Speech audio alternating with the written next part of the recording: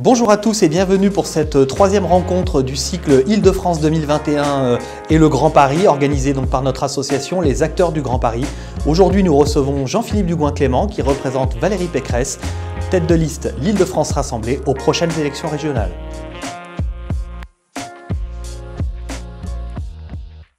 Bonjour à tous, chers amis. Je suis avec Jean-Philippe Dugouin-Clément. On va pouvoir retirer nos masques maintenant pour échanger de manière plus intelligible pour vous, qui êtes un petit peu à distance. Merci de participer avec nous à cette réunion numérique, qui est la troisième sur le cycle Île-de-France 2021 et le Grand Paris. Nous allons d'abord entendre Jean-Philippe Dugouin-Clément pendant quelques minutes sur un échange petit peu macro d'introduction générale. Jean-Philippe Dugouin-Clément, vice-président sortant du Conseil régional d'Île-de-France et représentant de Valérie Pécresse, qui est à la tête de l'Île-de-France rassemblée pour ces prochaines élections.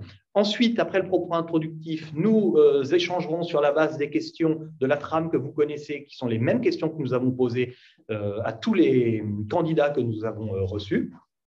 Et puis ensuite, on aura un petit échange sur la base des questions que vous nous poserez, ou bien directement sur cette conférence numérique, ou bien sur mon portable par voie de SMS si vous préférez. Voilà, merci à tous et je laisse la parole à Jean-Philippe Dugouin-Clément. Bien, bonjour à toutes et à tous. Merci beaucoup déjà de me permettre de venir travailler, partager avec vous ce matin avec le Club des Acteurs du Grand Paris. C'est toujours un moment privilégié, au fond, de pouvoir, dans un format tel que celui-ci, échanger de manière apaisée. Je dis apaisée volontairement, parce que quand on prend des fois le flot de haine, le torrent d'acrimonie qu'on peut retrouver sur un certain nombre de médias ou de réseaux sociaux, pouvoir tout simplement échanger, défendre des idées, défendre des points de vue avec une certaine bienveillance, c'est toujours quelque chose d'important et c'est en tout cas pour moi l'une des choses que porte le Club des Acteurs du Grand Paris, c'est d'être un lieu, un espace de discussion, un espace de rencontre.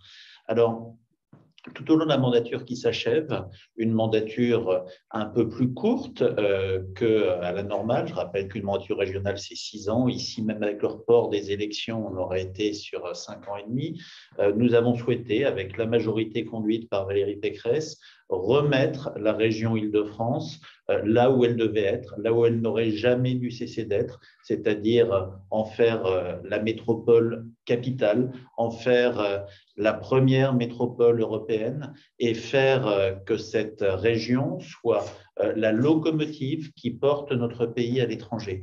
Nous avons, sur des sujets absolument fondamentaux, avancé, sur des sujets sur lesquels notre région avait pris du retard. Nous avons souhaité développer une région qui soit une région solidaire, une région où le développement économique ne se fasse pas au détriment des plus faibles. Nous avons souhaité allier soutien à toutes les situations de difficulté, non seulement dans les quartiers, non seulement dans le cadre de la politique de la ville, mais également dans le cadre d'une politique de la ruralité, dans le cadre de ces franges franciliennes qui avaient été oubliées, maltraitées pendant 20 ans. Nous avons souhaité que cette région solidaire permette de rassembler, de réunir des territoires ou des personnes qui, depuis 20 ans, s'éloignaient. Nous avons souhaité être une région qui agisse de manière extrêmement concrète dans le domaine de la sécurité, qui n'est pas une mission régalienne, une mission statutaire de la région, mais qui pourtant constitue partout, mais en Île-de-France en particulier, l'un des sujets prioritaires pour les Franciliens. Nous avons profondément fait avancer cette région en matière environnementale en enclenchant une véritable politique de transition environnementale, non pas dans une logique récessive, dans une logique punitive, dans une logique de gélification un petit peu malthusienne, mais au contraire dans une logique bienveillante, dans une logique d'accompagnement. en essayant de faire que cette transition environnementale que nous souhaitons tous, eh bien, elle soit acceptable socialement et sociologiquement pour les Franciliens. Nous l'avons axé au travers de la révolution des transports, au travers de la création d'une véritable politique énergétique qui n'existait pas dans cette région, au travers d'une stratégie de renforcement et de protection de la biodiversité, là où malheureusement nos adversaires de gauche et soi-disant écologistes, pendant 20 ans aux affaires, n'ont jamais porté de stratégie en faveur de la biodiversité. Et puis, au-delà de ça, nous avons porté une transition écologique qui doit être une transition qui n'exclut pas.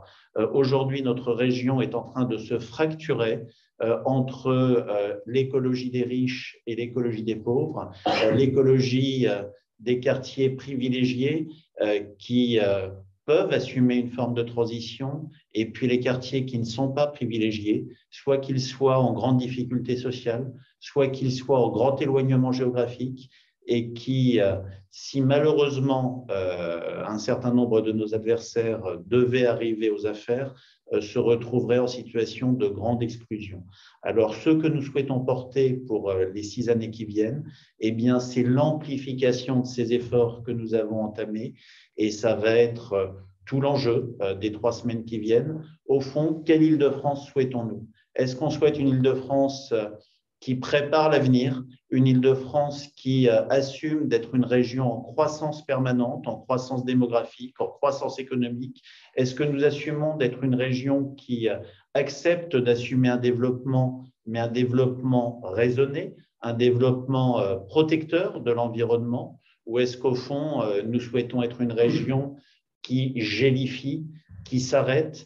Et moi, il y a quelque chose auquel je crois énormément, c'est le principe de l'équilibre dynamique. Pour ceux qui font du vélo, ça leur parlera. Le jour où vous n'avancez plus, vous tombez. Merci Jean-Philippe Dubois-Clément pour cette introduction. Alors, nous allons d'abord commencer par les quelques questions que nous posons globalement à tous les candidats, de manière aussi à avoir un peu la même trame argumentative sur notre cycle. Et puis ensuite, on passera aux questions. Il y en a déjà une qui est posée. N'hésitez pas à poser vos questions en direct, comme ça ensuite on les prendra dans l'ordre. Bon, nous sommes les acteurs du Grand Paris, cher Jean-Philippe Dubois-Clément, et donc, eh bien, on va vous interroger d'abord sur la définition que vous pourriez avoir du Grand Paris. Pour vous, ce Grand Paris, c'est quoi? Le Grand Paris, c'est la métropole francilienne, c'est une mini-France. Le Grand Paris, c'est quoi? La région Île-de-France, c'est 12 300 000 habitants, c'est-à-dire c'est plus que la Belgique. C'est une région qui cumule à la fois les quartiers les plus riches et les quartiers les plus pauvres de France métropolitaine. C'est une région, je le disais en introduction, en croissance permanente, en croissance démographique permanente. 6 700 000 habitants après-guerre en 46-47, 12 millions 3 aujourd'hui, c'est-à-dire qu'en l'espace de 80 ans, c'est pratiquement un doublement de la population. C'est une région qui continue à avoir un bilan démographique extrêmement fort avec un peu plus de 50 000 franciliens par an et une pression démographique d'autant plus forte que la ville capitale qui aujourd'hui se vide, perd de son attractivité, perd 10 000 habitants par an. C'est-à-dire le poids démographique du Grand Paris, c'est 60 000 habitants de plus, 60 000 êtres humains de plus, à qui il faut donner un toit et du travail sur 7 départements franciliens. Au fond, le Grand Paris, c'est quoi? C'est arriver à concilier cette croissance avec la préservation de ce que nous sommes. Une région qui reste une région agricole et rurale. 75% de nos espaces sont des espaces boisés, sont des espaces des terres agricoles. C'est également être une région qui, dans un monde de compétition, eh bien, est la seule métropole française de taille mondiale. Nous avons des grandes métropoles européennes, la métropole lyonnaise, la métropole lilloise ou d'autres sont des grandes métropoles européennes, mais la seule métropole aujourd'hui capable de rivaliser avec le Grand Londres, avec l'ensemble des grands pôles de développement économique et d'attractivité mondiaux, c'est la région Île-de-France. Une métropole de taille mondiale, c'est 10 millions d'habitants. L'Île-de-France, c'est 12 300 000 habitants. Et le Grand Paris, c'est quoi? Eh bien, c'est tout simplement l'idée d'être capable de se projeter, à 20 ans, 30 ans, 40 ans, pour imaginer une croissance possible, pour imaginer un développement possible, pour imaginer une attractivité possible. C'est quelque chose qui a été incarné ou marqué par le chantier du Grand Paris Express, lancé il y a de cela quelques années par Nicolas Sarkozy, Christian Blanc et Maurice Leroy, qui en a été le chantier emblématique, qui se poursuit aujourd'hui. Mais au-delà de ce chantier, c'est véritablement cette capacité à imaginer l'avenir et cette capacité à l'imaginer ensemble. Merci Jean-Philippe. Alors, on va sur cette question qui relève beaucoup du développement. Et puis, la première question que pose Razi Hamadi, donc directeur général de Newstank Cities, reprend cette dimension aussi sur l'attractivité, puisqu'il évoque l'étude publique d'Ernst & Young hier qui place la France parmi les premiers pays au plan des investissements internationaux. Et évidemment, on lit que dans le détail, l'Île-de-France y est pour beaucoup. La question est, quels sont les marqueurs de cette performance en Île-de-France? Quelles sont les actions principales que l'Île-de-France a entrepris ou souhaite entreprendre pour développer cette compétitivité internationale de l'Île-de-France? C'est un ensemble de choses. Déjà, c'est offrir un cadre de vie. Parce qu'aujourd'hui, quand on parle de compétitivité internationale pour des grandes entreprises, pour des grands groupes qui vont choisir de s'installer en région parisienne plutôt que dans le Grand Londres, plutôt que dans le Grand Barcelone ou autour du Grand Moscou, c'est quel cadre de vie offrir à ces cadres, offrir à ces personnels. Donc, c'est travailler sur une complétude d'offres entre les capacités de transport, les capacités à offrir un environnement apaisé, notamment quand on parle de la question de la pollution de l'air, qui est un des sujets majeurs sur lesquels nous nous sommes engagés depuis 5 ans.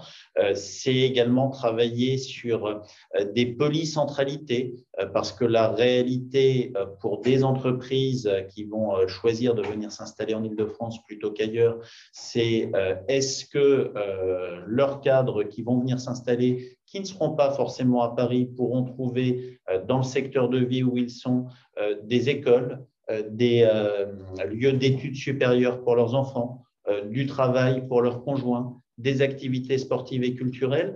Donc, c'est vraiment imaginer une Île-de-France polycentrique, une Île-de-France qui soit moins le résultat de cette construction très jacobine, très centralisée en étoile depuis Paris.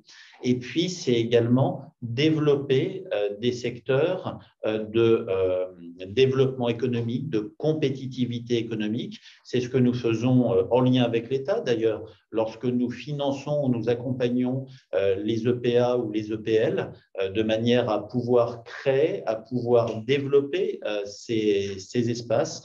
C'est une volonté de porter cela. Et puis, ça a été également un travail extrêmement fort de restructuration. Alors, je ne sais pas si Lionel Grotto est parmi nous aujourd'hui, mais au travers de l'agence régionale Choose Paris Région, qui est pour nous aussi un moyen de structurer l'offre, de la faire connaître à l'étranger et puis d'accompagner les entreprises qui souhaitent venir s'installer en Île-de-France.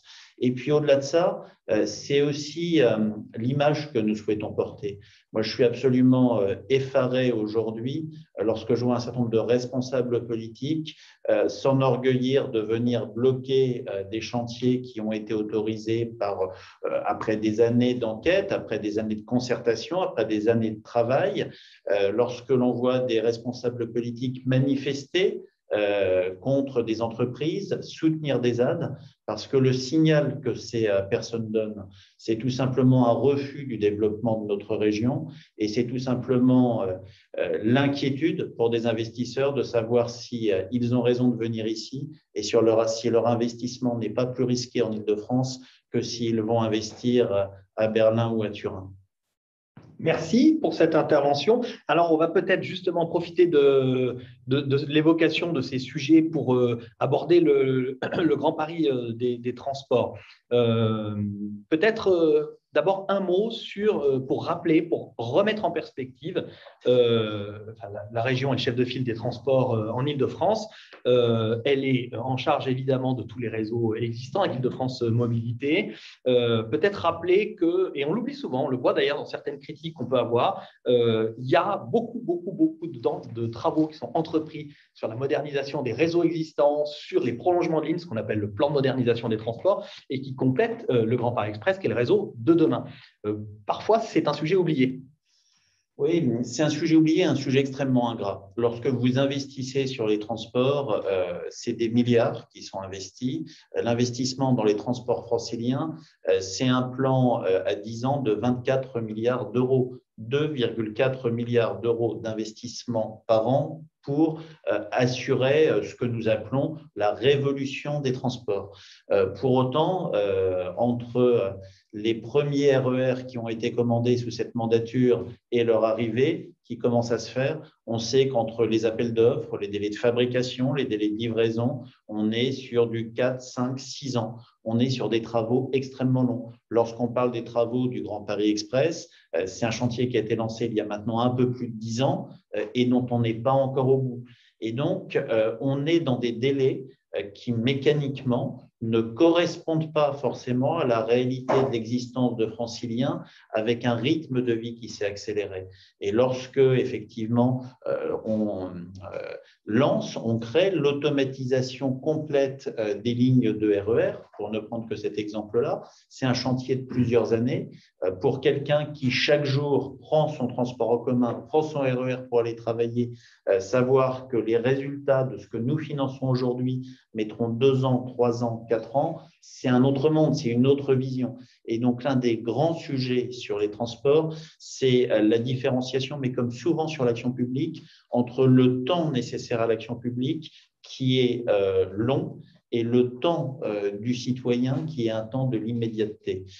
Au-delà de ça, sur les transports, c'est un investissement sans précédent qui a été assuré par la région, justement pour rénover ces trains, pour rénover ces métros, pour rénover des infrastructures qui ne l'avaient pas été comme elles auraient dû l'être depuis des décennies, État ou régions confondues, puisque la décentralisation des transports a maintenant quelques années. Enfin, lorsque l'on a sur la ligne C du RER, par exemple, un certain nombre de caténaires qui sont quasiment centenaires, qui provoquent des cassures à répétition avec des incidents de réseau, effectivement, nous avons sur cette mandature cherché à rattraper le retard sur nos infrastructures.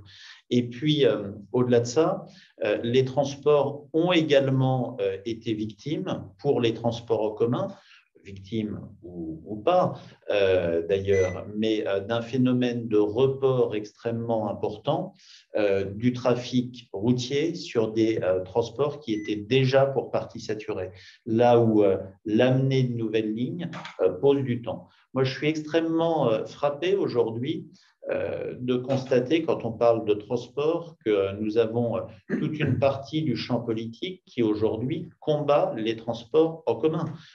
On a des candidats Europe Écologie Les Verts qui, vous savez, ils sont contre la route, ils sont contre la voiture, qu'elle soit polluante ou pas polluante d'ailleurs, mais ils sont également contre les transports en commun. Quand M. Bayou ou un certain nombre de ses colistiers s'opposent à la desserte du plateau de Saclay au travers de la ligne 18, s'opposent à l'extension de la ligne 17 avec la seule station du Grand Paris Express prévue sur le territoire du Val d'Oise, on va vers où? On va vers quoi? On parlait un instant de l'attractivité de la région Île-de-France. On imagine un instant être capable d'avoir une région qui soit attractive, d'avoir un pôle d'excellence comme Saclay qui soit attractif si on ne le dessert pas en transport en commun. Donc, on a ce sujet-là qui, pour nous, est un sujet majeur. Et puis, on prend un engagement extrêmement fort sur les transports, c'est d'aller casser une des dernières injustices qui existent. L'Île-de-France fait partie des grandes régions, des grandes métropoles où les transports sont les moins chers. Pour autant, lorsque l'on n'est pas sur des systèmes d'abonnement, lorsque l'on n'est pas au Pass Navigo, on peut avoir, sur des gens qui prennent occasionnellement les transports en commun, des coûts assez élevés. Et donc, nous allons mettre en place un bouclier tarifaire sur les transports pour limiter à 4 € maximum tout déplacement sur le réseau francilien de transport. Si vous prenez l'exemple d'une famille qui part de Rambouillet pour aller passer une journée à Euro Disney, c'est plusieurs dizaines d'euros qui peuvent être gagnés. Merci, c'est une très bonne transition avec la question suivante qui porte sur, au fond, la dimension programmatique, parce qu'on est quand même dans une élection régionale et vous avez globalement bien dressé les enjeux qui vous apparaissent à l'issue du mandat. La question maintenant, c'est, voilà, on va vers 6 années d'action de plus ou 6 années d'action tout court pour la nouvelle majorité au Conseil régional d'Île-de-France. Est-ce qu'il y a des choses, des actions, des enjeux qui sont absolument prioritaires? Et j'ai envie de dire, c'est un peu le moment du concret, c'est-à-dire quelles sont les grandes pistes, quelles sont les grandes options que vous souhaitez défendre dans le mandat, dans le prochain mandat? Il y a 3 axes majeurs. On doit être la région de la transition écologique. On doit être une région exemplaire d'un point de vue écologique, ce qui veut dire poursuivre cette transition que nous avons entamée. Je le rappelle, depuis 2020, la région Île-de-France, c'est plus d'1 € sur 2 dépensé qui est consacré à la transition écologique sous toutes ses formes, y compris les transports. Parce que parler de transport, c'est parler de notre bilan en termes de gaz à effet de serre. On doit être une région qui, sur l'ensemble des items environnementaux, soit exemplaire. L'ensemble des items environnementaux, on parlait de transport, mais ça concerne également l'aménagement, ça concerne la pollution, qu'elle soit sonore ou qu'elle soit pollution de l'air, ça concerne la biodiversité, ça concerne la nature en ville, ça concerne la préservation de notre capital eau, ça concerne la réflexion sur une région plus résiliente, parce que le changement climatique, l'adaptation à un monde qui évolue, eh bien, c'est quelque chose auquel nous n'échapperons pas. Donc, nous souhaitons être la première éco-région européenne. La deuxième chose, nous devons être une région qui assure, là où l'État se désengage depuis des années, nous devons être une région qui vient offrir un parachute, offrir des moyens supplémentaires pour assurer la sécurité des Franciliens, où qu'ils soient, quel que soit leur quartier, quelle que soit leur ville. Nous allons poursuivre cet effort de financement que nous assumons auprès des collectivités, auprès des services de l'État, pour essayer de permettre à des Franciliens non seulement de respirer un air pur, mais également de le respirer en se sentant en sécurité. Et puis, troisième chose, c'est cette région solidaire. Et vraiment, cette région solidaire, ce n'est pas uniquement une région de développement et d'excellence économique, c'est une région qui doit lier, qui doit permettre de garantir une solidarité entre populations et entre territoires. Pour moi, c'est les 3 axes majeurs de ce que nous souhaitons porter en Île-de-France avec Valérie Pécresse. Merci. Vous êtes vice-président, donc sortant, en charge de toutes les questions écologiques, environnementales, climatiques, énergétiques au Conseil régional d'Île-de-France. La région est chef de file de cette dimension énergétique. Ça veut dire quoi pour vous? Ça veut dire quoi? Ça veut dire peut-être quelles sont les actions de bilan que vous avez pu avoir sur ces questions énergétiques et évidemment aussi les actions programmatiques que vous pourriez proposer. Et puis peut-être aussi un mot sur la manière dont, quand on est chef de file de sujets comme ça, comment on coopère avec les collectivités locales, avec les entreprises, avec la société civile. En matière environnementale, on essaie d'être une région qui ne brasse pas du vent. On a essayé d'être une région tout simplement du concret, une région des résultats. Vous savez, c'est dans la vie, vous avez les grands diseux dont on dit parfois que c'est des petits faiseux. Nous sommes arrivés aux affaires dans cette région en janvier 2016, dans une région qui, d'un point de vue environnemental, était la pire région de France. Une région qui n'avait plus de plan régional de gestion des déchets, il avait été cassé par le tribunal, une région sans politique énergétique, on va revenir sur ce sujet, une région polluée, une région sans politique en faveur de biodiversité, une région qui globalement avait pris de retard dans tous les domaines. une région qui continuait à acheter des bus diesel, qui, par dogmatisme d'ailleurs, alors qu'on a de plus en plus des périodes de canicule, refusait d'y installer toute forme de climatisation. Alors, c'était peut-être le parachute ventral écologique au fait d'acheter du diesel. Comme le diesel n'est pas écologique, et ben, on ne mettait pas de climatisation, ce qui est censé être écologique dessus. Bilan, on pollue et personne ne prenait les bus en période de canicule. Donc, nous sommes partis d'extrêmement bas. Ce que nous avons souhaité porter, c'est tout simplement mettre en place des politiques stratégiques pour développer des actions extrêmement concrètes. Ça a été le plan vert, plus de 500 hectares d'espaces verts créés et ouverts au public sur cette mandature. Ça a été un plan énergie-climat pour diviser par deux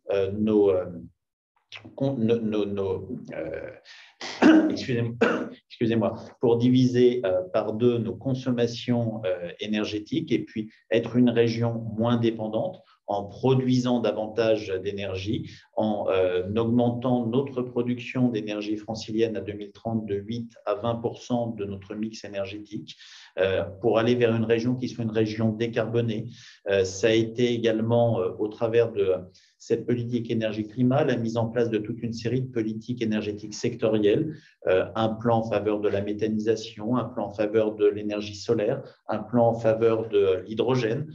Quand on parle de l'hydrogène aujourd'hui, qui est un sujet qui fait rêver absolument tout le monde, depuis 2019, nous avions mis en place un plan hydrogène en Île-de-France. C'est le soutien massif à la géothermie. Ça a été un plan agricole pour accompagner la conversion vers le bio des agriculteurs. Nous avons triplé le nombre d'agriculteurs et d'espaces agricoles en bio sur cette région. Nous étions la dernière région francilienne sur ce sujet.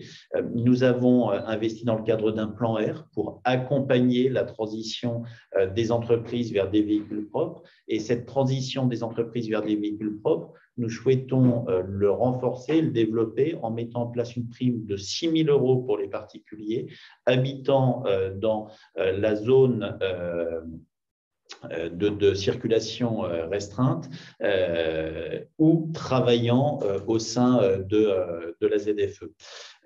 Au-delà de ça, la politique énergétique francilienne, c'est tout simplement des résultats. Sous la dernière mandature, on était une moyenne de 20 millions d'euros dépensés et consommés annuellement en faveur de la politique énergétique. Nous sommes sur une moyenne aujourd'hui de 40 millions d'euros et sur cette année, nous serons montés à 48 millions d'euros enclenchés et dépensés en faveur de la production d'énergie francilienne. Et puis le chef de fila, en fait, c'est tout et rien à la fois. Quand on confie à la région un chef de fila, c'est toute la limite d'ailleurs de ce millefeuille territorial, de cet empilement de strates. On donne à la région un rôle d'impulsion, mais on ne donne pas de pouvoir de contrainte à la région. C'est-à-dire qu'au travers du plan énergie-climat que j'évoquais tout à l'heure, nous sommes fixés des objectifs de réduction de nos consommations énergétiques, de production énergétique, de réduction de nos émissions de gaz à effet de serre, mais nous n'avons pas la possibilité de contraindre les collectivités intra-régionales à nous suivre dessus. Donc, ce rôle de chef de fila, c'est par nature un rôle de concertation, un rôle de conciliation et un rôle de discussion. Ce que nous avons fait pour ce plan énergie-climat, ça a été un an de travail et de discussion avec les collectivités, avec les entreprises, avec les associations pour établir avec eux une ambition partagée. Ça a été une vingtaine de chartes d'engagement qui ont été signées dans cette foulée pour acter le fait que nous travaillons ensemble comme un pack d'acteurs franciliens pour cette transition énergétique. C'est ce que nous avons fait également pour le PRPGD, le plan régional de prévention et de gestion des déchets, qui a été suivi par une stratégie en faveur de l'économie circulaire. Là encore, quelque chose dont on parle beaucoup aujourd'hui, que M. Bayou, lorsqu'il était dans la majorité précédente, n'avait pas mis en place. Eh bien, ce plan régional de prévention des déchets, il a été adopté fin 2019. Toutes les instances de concertation ont donné des avis sur des scores de 90 à 95% d'acceptation. Il n'a fait l'objet d'aucun recours et aujourd'hui, il est effectif, ce qui nous permet de vouloir avancer vers le zéro déchet. Et pourquoi est-ce que nous n'avons pas eu de recours ? Parce que contrairement à la gauche et aux Verts qui avaient voulu imposer un plan qui avait été fait sans se concerter avec les territoires, sans se concerter avec les entreprises, sans se concerter avec les associations, qui donc avaient fait l'objet de recours et avaient été cassés par le tribunal, eh bien ce plan, il a été co-construit. Aujourd'hui, le chef de fila dans un monde qui est complexe, trop complexe d'ailleurs, il faudrait le simplifier, on gagnerait beaucoup de temps et d'efficience sur ce sujet, c'est arriver à faire travailler les gens en amont. Très bien. Alors, justement, pour certains, le Grand Paris est une géographie, pour certains, c'est une histoire, pour d'autres, c'est un projet, encore pour certains autres, c'est une institution, une collectivité. Évidemment, cette dimension institutionnelle que vous évoquez est complexe en Île-de-France. Elle n'est pas forcément toujours plus complexe que d'autres grandes métropoles mondiales. Pour autant, nous interrogeons tous nos invités sur cette dimension institutionnelle du Grand Paris, savoir à la fois quel est votre regard. On a cru comprendre un certain nombre de difficultés. Pour autant, pas d'impossibilité à agir. Vous l'avez évoqué quand même dans la concertation. Et puis, évidemment, si des solutions devaient apparaître en matière de simplification, lesquelles seraient-elles? On a démarré ce quinquennat avec l'annonce d'un Big Bang territorial. Et en général, le plus les annonces gouvernementales sont fortes en matière de décentralisation, le moins il est fait. Ce Big Bang territorial, on nous l'annonçait en 2017, et puis sont venus l'épisode des Gilets jaunes, la Covid, c'est quelque chose qui est passé complètement aux oubliettes et qui pose aujourd'hui un vrai souci fonctionnel. C'est dans notre pays en général, mais encore plus en Île-de-France, on est dans une région où, pour le coup, le millefeuille territorial français, on le vit au quotidien. Communes, intercommunalité, département, région, MGP, État, on peut rajouter l'échelon européen. Lorsque l'on rajoute les syndicats, un certain nombre d'autres structures de coopération, comme les parcs naturels, peut avoir une dizaine d'échelons institutionnels différents qui doivent cohabiter ensemble sur un même territoire. Aujourd'hui, c'est quelque chose qui est juste incompréhensible pour les citoyens qui, au fond, connaissent véritablement deux échelons. L'échelon du président de la République, on est dans un pays de tradition monarchique, bonapartiste, c'est l'identification à une personne, et puis l'échelon d'hyperproximité, qui est l'échelon municipal.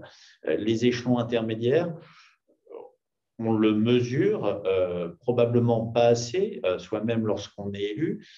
On est sur des outils techniques qui assez souvent n'ont pas forcément de réalité ou d'intelligibilité totale pour beaucoup de Français, parce que le monde est trop complexe et que si nous on vit dedans, quelqu'un qui a un travail, qui a un certain nombre d'activités, n'a pas forcément vocation à aller chercher à comprendre un système trop complexe. Aujourd'hui, je crois qu'on a besoin de simplifier, de clarifier.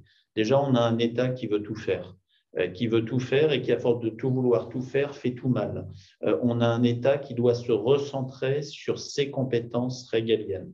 Et au-delà de ses compétences régaliennes, qui soit capable de donner la main aux collectivités locales dans le cadre d'un acte à venir de décentralisation. Cet acte à venir, ça doit être un échelon régional de coordination, inévitablement, parce que ces régions, depuis la réforme faite sous la mandature précédente, notamment créant des grandes régions, on le voit, c'est des échelons de coordination des politiques stratégiques. On le voit en matière d'environnement, on le voit en matière d'aménagement, on le voit en matière énergétique. Et puis ensuite, il faut qu'on arrive à avoir une discussion entre nous, entre collectivités, pour simplifier, réduire, parce que sinon, on ira de plus en plus dans une situation où le monde et les institutions qu'on offre sont tellement complexes que les gens ne les comprennent plus, qu'ils ne vont plus voter, qu'ils ne s'y intéressent plus.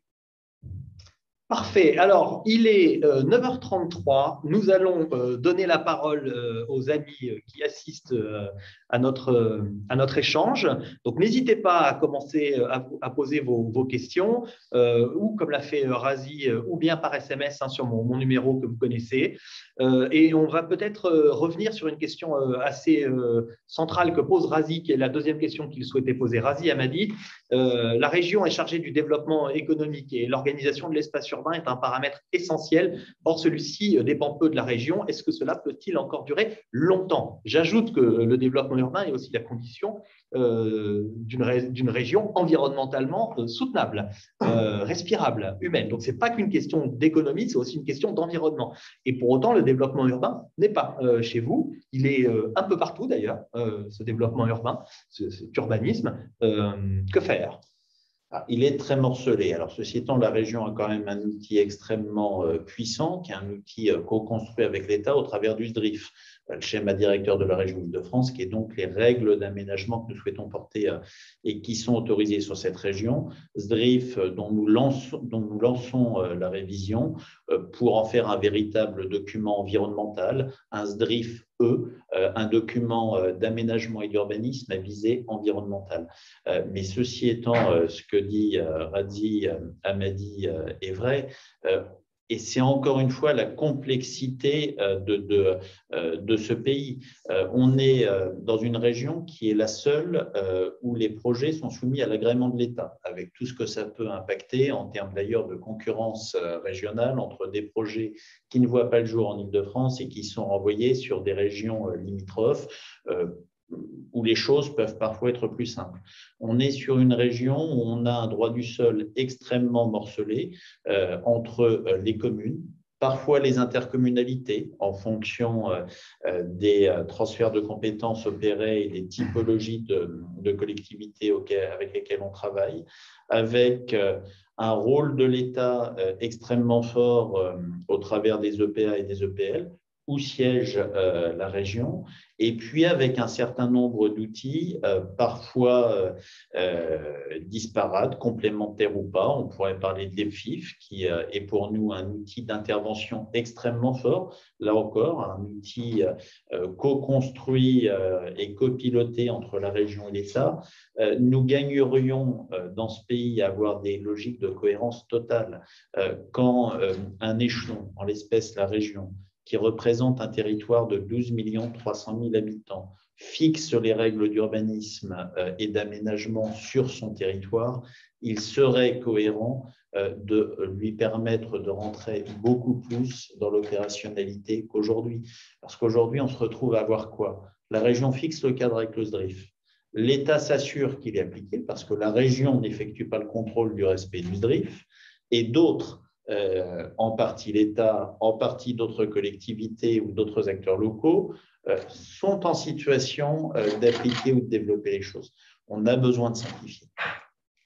Merci. Alors, j'ai reçu tout à l'heure une question aussi anonyme par SMS, anonyme pas tout à fait, qui en fait s'interrogeait sur la grande souffrance de la jeunesse dans le cadre de la crise que nous traversons. La première victime, c'est les jeunes, c'est les 15-25 ans, c'est toute une vie de bouleversement. La région est chef de file des lycées, enfin, elle est vraiment responsable des lycées. Comment est-ce que vous avez aborder cette crise et puis quel est le retour d'expérience qu'on peut faire sur le développement des lycées peut-être dans les prochaines années? Déjà, la souffrance de la tranche 15-25 ans, c'est quelque chose dont on commence à parler maintenant, après 15 mois de confinement. Enfin, ça a été vraiment les grands oubliés de tout le début de cette crise, sur une population où déjà on est à un âge où on se construit, on est à un âge où on a besoin de se transposer, on a besoin de pouvoir imaginer ce vers quoi on va pour se construire, à un âge où on se situe beaucoup plus par rapport à son écosystème social qui a été coupé de manière extrêmement abrupte et avec souvent le sentiment de le faire pour les autres. Parce que la réalité de la maladie, c'est que de cette pandémie, c'est qu'elle n'a pas d'effet lourd, fréquent sur des personnes jeunes. C'est-à-dire qu'on leur a demandé d'accepter de prendre des efforts pour protéger les personnes les plus fragiles de la société, avec des phénomènes de désocialisation terribles, avec des phénomènes sociaux extrêmement compliqués dans des foyers modestes pour des étudiants modestes. Et ça a été les grands oubliés de toute cette pandémie. La région, dans les compétences qui sont les siennes, s'est investie et depuis déjà de nombreux mois. On a été amené pour des étudiants en grande détresse, même si les étudiants ne sont pas de compétences régionales, à pouvoir proposer des nuitées d'hébergement. Ça a été la réquisition et le paiement d'hôtels à cet effet qui ont été faits. Ça a été l'accompagnement à travers de distribution alimentaire. Ça a été la prise en charge de créneaux psy pour pouvoir permettre d'avoir un échange et de lutter contre ces phénomènes de désocialisation. Il y a eu ce travail d'accompagnement qui a été fait. Et puis, nous avions, est-ce qu'on a tort d'avoir raison trop tôt? Je n'en sais rien, mais nous avions lancé la dématérialisation des lycées. Lorsque, il y a maintenant de cela bientôt 2 ans, nous avons proposé à tous les lycées franciliens d'équiper les étudiants, les lycéens en ordinateur portable pour pouvoir travailler depuis chez eux, on mesure l'importance de donner ces outils de travail à distance aux lycéens. Alors malheureusement, ce qui s'est passé, c'est que nous avions donné le choix à chaque conseil d'administration de lycée de dématérialiser ou de ne pas dématérialiser. Certains lycées avaient choisi de pouvoir bénéficier de ces dotations d'ordinateurs portables, d'autres non. Et donc, il y a eu effectivement une injustice qui a été créée entre les lycéens qui avaient bénéficié de ces moyens-là, ceux qui économiquement n'en avaient pas besoin du fait de leurs parents ou de leur famille très bien, et ceux qui se sont trouvés à ne pas en avoir. C'est pourquoi nous massifions et maintenant, tous les lycéens bénéficient de ce type d'outils. C'est aussi un moyen d'accompagner ce qui est fait. Merci pour votre réponse. Alors, vous avez évoqué tout à l'heure la révolution des transports, transports qu'on peut qualifier de premier chapitre du projet du Grand Paris, en tout cas de la structuration de l'Île-de-France. Beaucoup de questions sur la deuxième révolution attendue. On a déjà commencé un petit peu à répondre, la question du logement. Éric Malenfer, le patron de Gexpertise, qui évoque 700 000 demandeurs de logement, c'est-à-dire avec leur parcours résidentiel qui est extrêmement bloqué, figé, de gens qui peuvent parfois être logés, mais mal logés, y compris par rapport à la démographie de leur foyer. On a Benjamin Dahéron, Arkea Banque, qui évoque l'équation entre la nécessité de ne pas artificialiser de sol et la nécessité de construire pour répondre aux besoins. On sait que l'Île-de-France accueillera 1,2 million d'habitants de plus à horizon 2030, qu'elle n'en compte aujourd'hui. Alors, la région n'est pas directement chef de file du logement, elle s'en occupe un petit peu. Pour autant, un responsable politique qui fédère et qui coordonne sur son sol les grands acteurs, publics et même privés, a un regard sur cette question. C'est le problème de la région, c'est la problématique majeure de notre région. C'est vraiment, on en parlait au moment de l'introduction, on est une région qui chaque année augmente sa population de 50 000 habitants. 50 000 habitants de plus, avec 10 000 Parisiens qui partent. C'est l'équivalent d'une commune comme Évry-Courcouronnes qui, chaque année, doit se recréer sur les 7 départements franciliens hors Paris. C'est une poussée démographique absolument énorme à laquelle nous devons faire face. Face à ça, aujourd'hui, il faut dire les choses telles qu'elles sont. Il y a 2 projets, 2 visions du monde qui s'affrontent. Il y a la vision portée par les 3 listes de gauche, par la liste de M. Mélenchon, ici conduite par Mme Autain, par M. Bayou, Mme Pulvar qui a démarré sa campagne social-démocrate et qui la termine quasiment indigéniste, et qui de toute façon fusionneront tous les 3, qui sont dans une vision du monde qui est une vision déclamative, qui est une vision dogmatique, qui est une vision de dire on peut geler, on peut arrêter les choses. Geler ou arrêter les choses, ça veut juste dire que ces 50 000 personnes, ces 50 000 êtres humains de plus chaque année, on ne sera pas en état de les loger, on ne sera pas en état de leur donner du travail, on ne sera pas en état de leur donner des conditions de vie dignes. Et ça, c'est quelque chose que nous n'acceptons pas. La vision que l'on porte, c'est de dire que nous pouvons avoir un développement, mais que ce développement, nous devons l'encadrer pour qu'il soit écologiquement responsable et soutenable. C'est toute la différence. Ce que nous portons, c'est le zéro artificialisation net. Ce que portent aujourd'hui M. Bayou et Mme Autain, qui seront l'un ou l'autre notre adversaire de deuxième tour, c'est le zéro artificialisation tout court. Tout court. Quand on parle de zéro artificialisation net, ça veut dire quoi? Ça veut dire que nous souhaitons compenser les nécessités d'aménagement qui sont faites.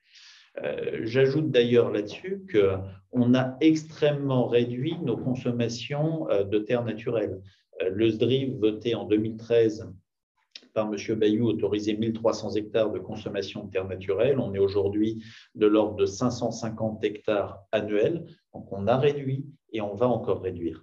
Après, concilier ce développement avec le zéro artificialisation nette, ça veut dire quoi? Ça passe par 3 ou 4 points qui sont des impondérables. Le premier, c'est un travail majeur sur les friches. On est actuellement, depuis le début de l'année, avec l'Institut Paris Région, en train de recenser les friches franciliennes. À l'heure actuelle, le recensement n'est pas exhaustif. On est à quasiment 5000 hectares recensés. C'est-à-dire qu'aujourd'hui, nous avons grosso modo de l'ordre de 10 années de consommation de terres naturelles au rythme actuel qui peuvent être pris en réutilisant, en retravaillant des friches. Donc, c'est quelque chose d'extrêmement important, que ce soit pour faire de l'aménagement urbain ou de la compensation de l'aménagement urbain. Alors, quand on dit ça, bien évidemment, des friches, certaines peuvent mettre 5 ans, 10 ans, 15 ans, être récupérées, dépolluées, retravaillables, mais on sait qu'on a cet espace-là. La deuxième chose, et c'est quelque chose qui nécessite du courage politique qui a totalement disparu d'ailleurs chez un certain nombre de démagogues de gauche, c'est d'assumer de densifier la ville, d'assumer de reconstruire la ville sur la ville, d'assumer que les maires, les intercommunalités réaménagent leurs communes pour en permettre une densification. Aujourd'hui, un maire qui fait ça, c'est un maire qui est taxé d'être un maire bétonneur par les soi-disant écologistes qui sont candidats contre nous. C'est également, au-delà de cette densification, réaménager ou repenser la commune. On a eu énormément d'aménagements dans les années 70, 80, 90, qui étaient des aménagements mono-usage, pour ne pas dire monocéphales. On a l'image de ces quartiers de bureaux, on a l'image de ces grands pôles commerciaux qui d'ailleurs aujourd'hui vivent assez mal pour les pôles commerciaux, qui souffrent de la concurrence, de la dématérialisation du commerce et puis l'effet Covid sur un certain nombre de secteurs de quartiers de bureaux va être extrêmement fort parce que le télétravail, même s'il va se démassifier, est quelque chose qui va rester parce que c'est aussi un moyen, une solution à apporter à la congestion des transports. C'est aussi un moyen de redonner une qualité de vie aux franciliens, mais c'est aussi un moyen pour beaucoup d'entreprises, en généralisant les open space, de gagner de l'espace de bureau et donc de pouvoir réduire l'espace de bureau disponible. Donc, on a, à mon sens, toute une question aujourd'hui sur le réaménagement d'un certain nombre de secteurs commerciaux, bureaux, en ramenant une mixité d'usage sur ces territoires. Alors, nous allons prendre la dernière question qui méritera probablement un petit peu de développement avant de poser notre dernière question qui, elle, nécessiterait une réponse extrêmement courte. Donc, avant-dernière question sur une question que pose Dominique Mondé qui intéressera. Donc, Dominique Mondé, c'est Faya Énergie et qui intéressera évidemment aussi Christelle Tang pour Clément Bayard sur la question de la place finalement des mobilités routières automatisées, les véhicules autonomes. Comment on anticipe ça quand on est à la région Île-de-France? Comment on prévoit de la place sur les espaces publics? Comment on prévoit les dimensions de sécurité? Comment est-ce qu'on privilégie l'électrique? Et si oui, sous quelle forme? Est-ce que l'hydrogène? Enfin, il y a beaucoup de questions qui se posent et on voit bien que c'est un débat qui vient aussi de manière complémentaire avec le réseau Grand Paris Express sur les questions d'intermodalité, de rabattement vers les futures gares. Là encore, on souffre énormément de la complexité avec l'enchevêtrement des compétences. Quand on dit ça sur l'usager qui est en bout de course, c'est le cadet de ses soucis. Tout ce qui l'intéresse, c'est de prendre des transports et des transports qui fonctionnent. Le problème, c'est que c'est beaucoup plus compliqué que ça. Comme Madame Hidalgo, sans aucune concertation, décide du jour au lendemain de fermer les voies sur berge, le problème qui se pose, c'est qu'on engorge les réseaux de bus parisiens parce qu'on n'a pas pu anticiper l'aménagement de carrefours intelligents, l'aménagement de carrefours à feu réglés sur les bus. Donc, on crée de la congestion. On est sur des aménagements qui nécessitent du temps. Avec du temps et la concordance entre l'action portée par IDFM d'un côté, donc émanation de la région, mais pas que. Je rappelle que le conseil d'administration d'IDFM comprend également la ville de Paris, les départements, la MGP, etc. Mais on est sur la jonction entre la compétence d'IDFM, les compétences en matière de voirie des communes ou des intercommunalités, compétences que n'a pas la région. Alors, la navette autonome, on la développe, on a des mises en place de navettes autonomes qui ont été faites, on va continuer à le développer, à travailler sur ce sujet, parce que dans un certain nombre de lieux, dans un certain nombre de sites, ça peut être une réponse. D'une manière générale, quand on parle de mobilité propre, pour venir notamment sur la question de l'électromobilité, c'est aussi, et c'est le rôle de la région, en tout cas tel qu'on le conçoit, c'est assumer un rôle de coordination. L'un des objectifs que l'on porte, c'est de créer et de favoriser le maillage territorial en matière d'électromobilité. Pour ce faire, nous avons été amenés à travailler sur un plan régional en faveur des électromobilités. Nous finançons les collectivités, généralement les syndicats, qui portent les maillages d'installation en bornes de recharge électrique, parce que parler d'électromobilité, ça veut dire parler de ce maillage territorial. C'est un investissement colossal qui est porté par la région, puisque globalement aujourd'hui, nous finançons 50% de l'investissement sur ces maillages d'électromobilité, encore une fois, dans le cadre d'un plan concerté et rationnel pour essayer de répondre aux besoins des territoires, parce que la réalité aussi, c'est que les besoins, selon qu'on soit en territoire très dense ou en territoire peu dense, ne sont pas exactement les mêmes. On a exactement la même problématique par rapport aux mobilités gaz. On a aujourd'hui beaucoup d'usages des mobilités, notamment sur du poids lourd, notamment sur des transports en commun. Je rappelle que nous avons en Île-de-France l'objectif d'être à 100% de bus propres pour Paris et sa petite couronne en 2024 et sur toute l'Île-de-France en 2029. Ça veut dire que c'est des bus électriques, des bus gaz ou des bus hydrogène. Eh bien, ça veut dire également mailler le territoire en termes de points de distribution gaz. Et puis, on a également cette question-là sur l'hydrogène, avec la difficulté pour l'hydrogène qui sont ceux des coûts qui peuvent être plus importants. Mais on a tout ce travail de coordination avec la difficulté, encore une fois, c'est on coordonne, on finance, mais on n'est pas directement opérateur. Merci Jean-Philippe Dugouin-Clément donc d'avoir été notre invité. On pose évidemment toujours une dernière question. Alors, celle-là est double. La première, c'est que vous avez souhaité que la région reste membre des acteurs du Grand Paris pendant la mandature durant laquelle vous êtes aux commandes de la région Île-de-France. Est-ce que vous pouvez nous dire simplement pourquoi, peut-être, qu'est-ce que vous pouvez y trouver? Et puis, alors, ça, c'est normalement une question que nous posons aux candidats tête de liste eux-mêmes. Mais comme vous représentez Valérie Pécresse, je vais vous demander de faire une promesse que peut-être vous ne pourrez pas tenir. Si Valérie Pécresse et vous-même étiez réélus, est-ce qu'elle accepterait d'être l'invité d'honneur du prochain grand rendez-vous estival des acteurs du Grand Paris? Bien. Alors, deux questions en une. Rester au sein des acteurs du Grand Paris, c'est quelque chose de normal. Les acteurs du Grand Paris, ça fait partie de ces quelques lieux, je le disais tout à l'heure, d'échanges, de rencontres, où on peut débattre de tout de manière extrêmement lucide, courtoise, dépassionnée, y compris quand on a des points de vue qui peuvent être aux antipodes les uns des autres, parmi des personnes qui, au fond, au quotidien, travaillent pour l'aménagement de l'Île-de-France de demain.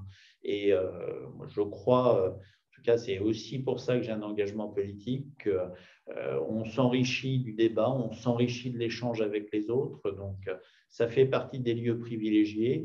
Et puis, il faut aussi dire les choses telles qu'elles sont. C'est aussi un lieu qui permet d'essayer de partager des ambitions. Et on en parlait tout à l'heure pour les questions de chef de fila.